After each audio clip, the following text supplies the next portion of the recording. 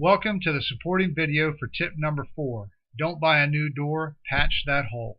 I'm the J&G Handyman and I'll be taking you through today's video.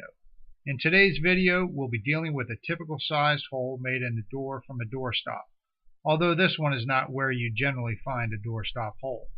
The door is your standard hollow core 6-panel door with wood texture.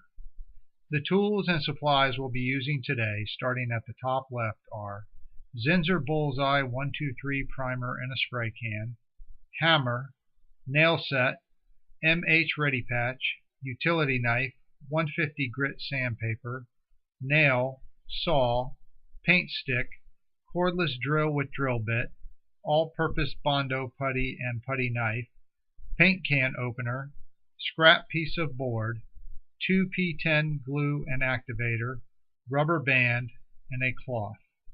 I assume you've read the instructions on my website, so let's get right to the repair.